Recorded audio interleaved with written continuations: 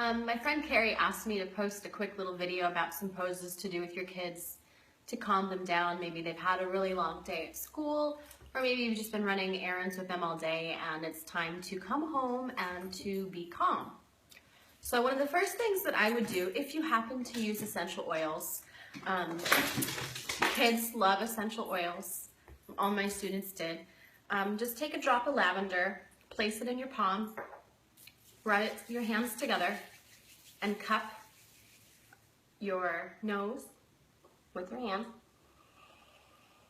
Inhale and exhale. Inhale through the nose and exhale through the nose.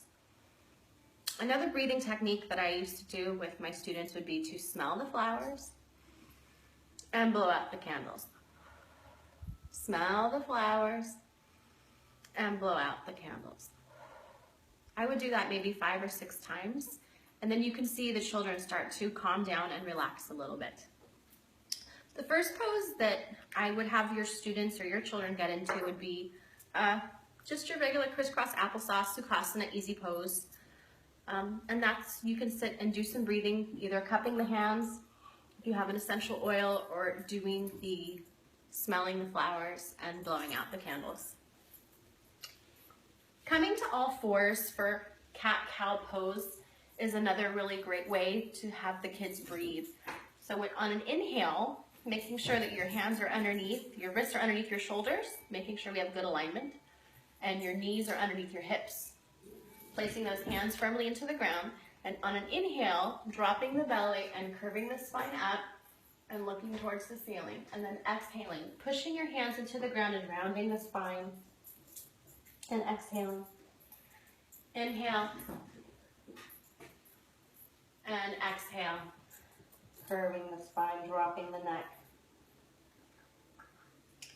And this sets us up for downward facing dog. So this is another really great pose for kids and for adults alike. It's really good for brain function, and it's excellent for balance and for coordination.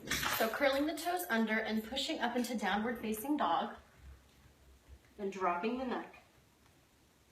Your feet can be hip-width apart, or they can be narrower if you want to have your feet together, or you can have your feet apart. And continuing to breathe through your nose and exhale through your nose. And then dropping the knees, coming back down to child's pose. Having your knees come a little bit apart, putting the torso in between the knees. And relaxing and resting here on your forehead. And then walking the hands back in and coming down for a Shavasana. This is a really good time to have your students or your children check in with their breath.